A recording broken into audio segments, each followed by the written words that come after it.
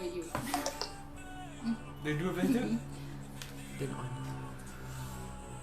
Okey, selamat pagi. Lagi 15 minit dah tengah hari dah.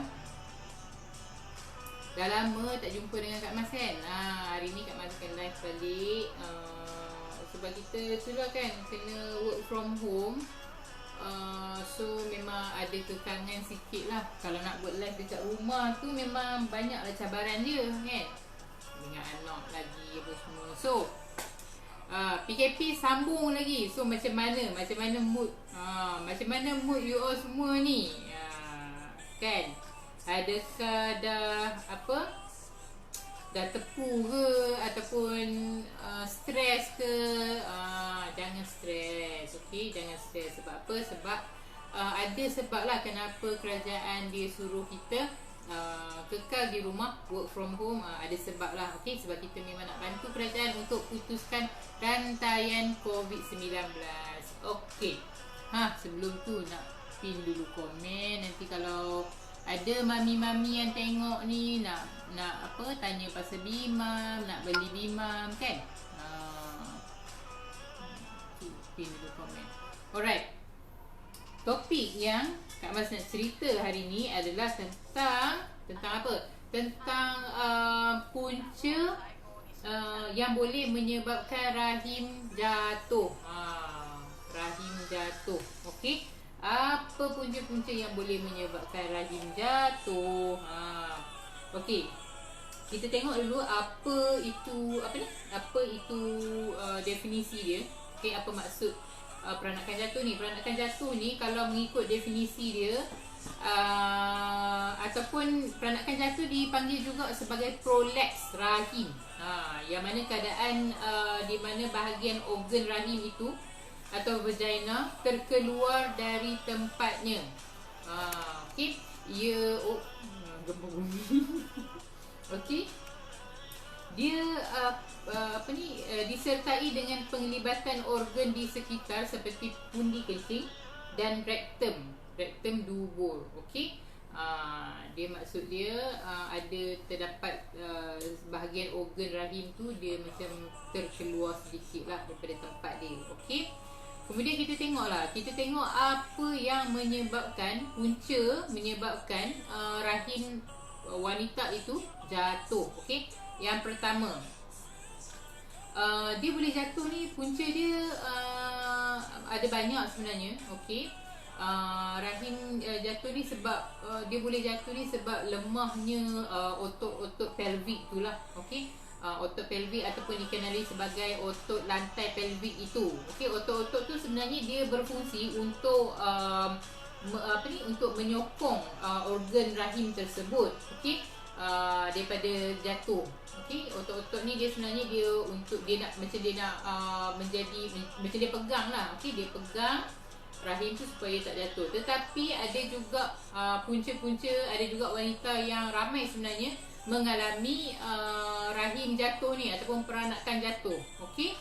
Jom kita tengok apa punca-punca dia. Okey, kat sini ada beberapa punca kat sini. Yang pertama adalah kehamilan. Kehamilan ni. Kehamilan. Dah masuk dah. Hai Kak Liz. Apa khabar? Macam mana kat rumah tu? Tengah buat apa? Thank you sebab tengok. Jangan lupa share kita punya topik hari ni. Topik macam ala-ala doktor sikit. Kan? Walaupun bukan doktor tapi kita boleh share lah info ni kan. Okey. Tentang topik kita hari ni adalah apa punca yang menyebabkan peranakan jatuh. Okey. Yang pertama, kehamilan. Ini adalah faktor yang sering menjadi kelemahan kepada otot-otot sokongan pelvis. Fenomena prolaps rahim ataupun jatuhnya rahim ni, okey, sangat jarang dijumpai. Okey, sangat jarang dijumpai dalam kalangan wanita yang tidak mengandung. Dia selalunya dalam wanita yang hamil sajalah. Wanita yang mengandung ni dia boleh mengalami kelemahan otot-otot sokongan pelvis ataupun dia boleh menyebabkan rahim itu jatuh. Okey. Fisiologi kehamilan yang menyebabkan pembesaran saiz rahim boleh menyebabkan otot-otot ni ditarik dan longgar. Itu punca dia. Kalau wanita yang tidak mengandung, dia tak ada apa-apa perubahan pada otot tu. Okey.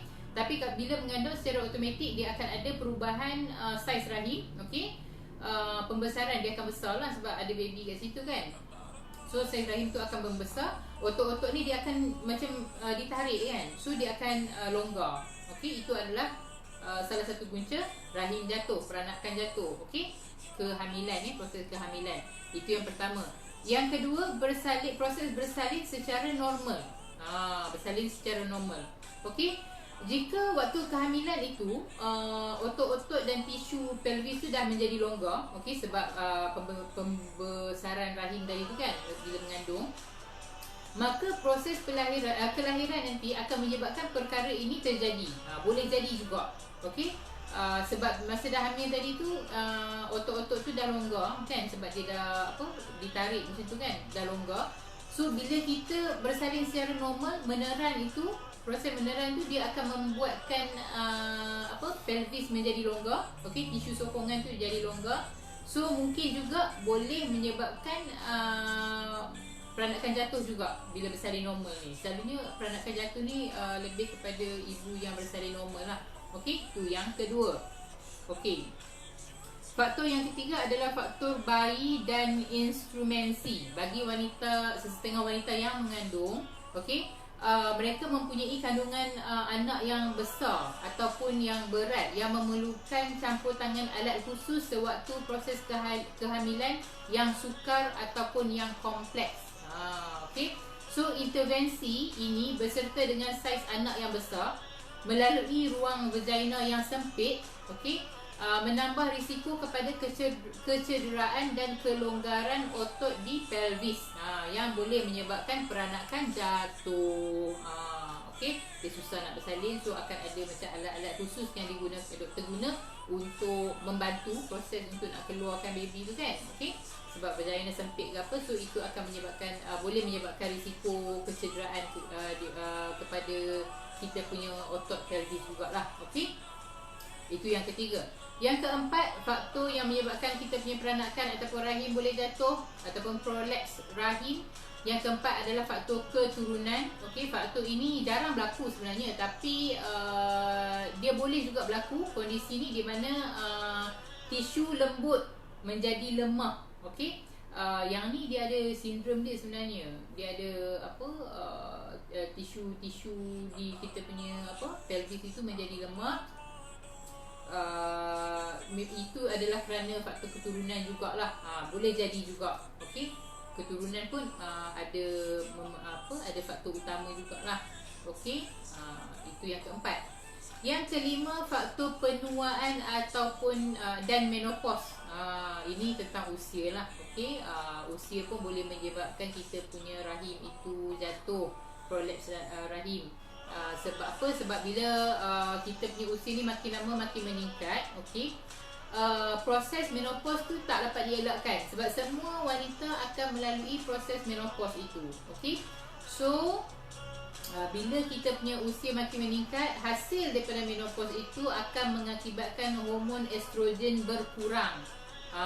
Bila hormon estrogen berkurang, tak dapat nak menyokong kolagen dalam tisu yang menjadi penghubung kepada otot-otot pelvis itu. Okey. So hi Farah Bimam. Hi Farah Bimam. Hai Farah, thank you sebab tengok. Jangan lupa share info yang sangat berguna ini. Okey. Faktor kelima tadi Kak Mas cakap, faktor penuaan ataupun menopause. Yang ni memang kita tak boleh nak elak lah. Okey. Setiap wanita dia akan ada menopause. Dia mesti akan ada menopause. So mungkin boleh jadi juga faktor menopause ini adalah faktor rahim boleh jatuh jugalah. Okey. Yang keenam adalah faktor peningkatan tekanan dalaman ataupun intra-abdomen. Ruang pelvis dan ruangan abdomen yang menempatkan organ seperti usus duduk saling bersebelahan. Okey. So sebarang peningkatan tekanan dalam ruangan abdomen secara kronik akan mengakibatkan tekanan kepada rahim juga.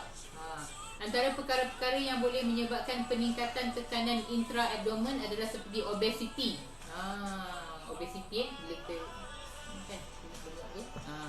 bila kita badan dah besar, dah gemuk, dia akan meningkatkan tekanan kepada intra-abdomen. Okey, obesity itu satu. Sembelit, sembelit juga akan menyebabkan tekanan. Kemudian batuk berpanjangan, bahaya juga ni, batuk berpanjangan. Ataupun selalu mengangkat benda berat. Selalu angkat benda berat kan, tu bahaya. Sebab tu orang tua kita kata jangan angkat benda-benda yang berat ni. Perempuan tak boleh angkat benda yang berat, suruh lelaki je angkat, kan, sebab dia boleh peranakan jatuh juga. Okey, kemudian dia boleh menyebabkan juga tekanan pada intra-abdomen ni adalah ketumbuhan dalam usus. Okey, benda-benda ni dia macam menekan kan, dia tekanan pada abdomen tu dia macam menekan bila kita punya perut makin besar sebab kita gemuk kan. Ataupun bila kita batuk berpanjangan benda tu, ataupun ada ketumbuhan dalam usus, dia akan dia akan memberi tekanan lah. Okey, itu adalah faktor yang keenam. Tekanan dalaman kita punya abdomen dalam ni. Okey, abdomen di dalam itu. Okey, itu yang keenam. Dan yang ketujuh adalah sejarah pembedahan pelvis.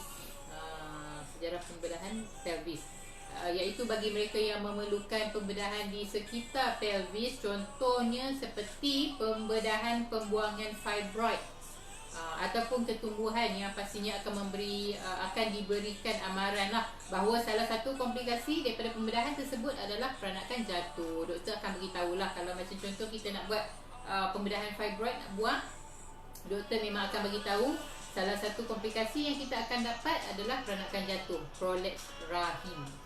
Okey, so dia orang akan beritahu siap-siap lah. Sebab pembedahan pada ruangan pelvis ni boleh menyebabkan trauma ataupun kecederaan pada otot ataupun tisu yang menjadi penghubung tu lah, penghubung kepada lantai kita punya pelvis itu. Boleh menyebabkan, dan kondisi itu akan menyebabkan kita punya peranakan boleh jatuh. Itu dia.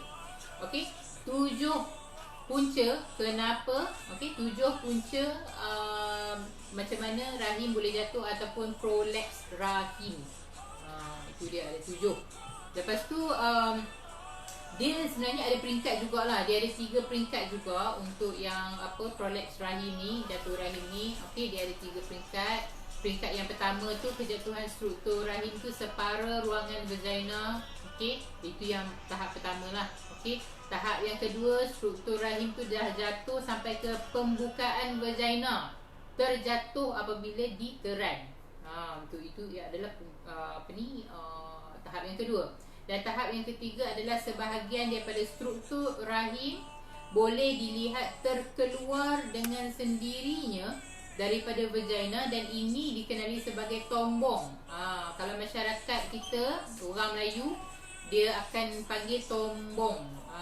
Tombong tu maksudnya rahim tu dah terkeluar lah daripada kita punya vagina. Itu adalah tahap ketiga. Okey, so itu sahaja yang Kak Man nak share. 7 punca macam mana kita boleh kena kejatuhan rahim ataupun prolapse rahim. So lepas ni kena berjaga-jaga kalau macam ada punca-punca yang Kak Man dah cakap tadi tu, jangan, kena elakkan lah. Okey, kena elakkan. Kalau nak kurangkan berat badan apa semua, untuk nak elakkan daripada kejatuhan rahim tu, kena kurangkan lah berat badan. Kalau nak sihatkan abdomen dalam ni kan, kurangkan berat badan. Okey, lepas tu kalau macam ada, dah tahu keturunan memang ada lemahnya dinding tu kan, lantai pelvis itu, cuba berjaga-jagalah. Kena ambil langkah yang berjaga-jaga. Kita kena peka dengan setiap perubahan badan kita.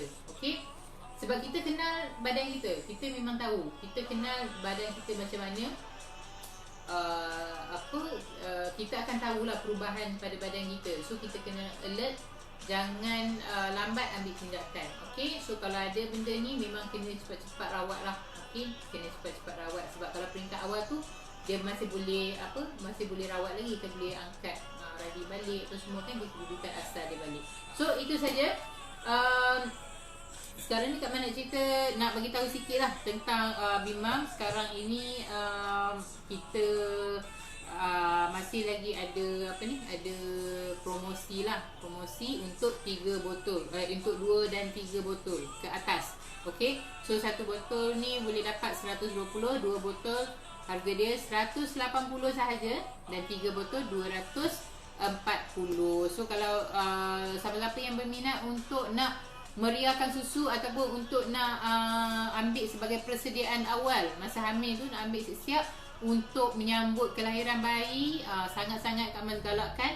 So macam mana cara you all nak tahu tentang info produk, macam mana cara you all nak nak meriahkan susu apa semua, boleh WhatsApp dekat nombor yang Kak Mas dah pin kat situ. Nanti Kak Mas akan assist macam mana cara you all nak buat pembelian, macam mana cara you all nak nak buat persediaan menyambut kelahiran bayi, dan macam mana nak pekatkan susu, nak meriahkan susu dengan Bimam. Semua Kak Mas akan cerita nanti. Okey, so itu saja. Nanti jumpa lagi dengan Kak Mas insya-Allah, dengan Kak Liz pula. Okey, dengan topik yang lebih menarik lepas ni. Okey, so itu saja. Bye bye.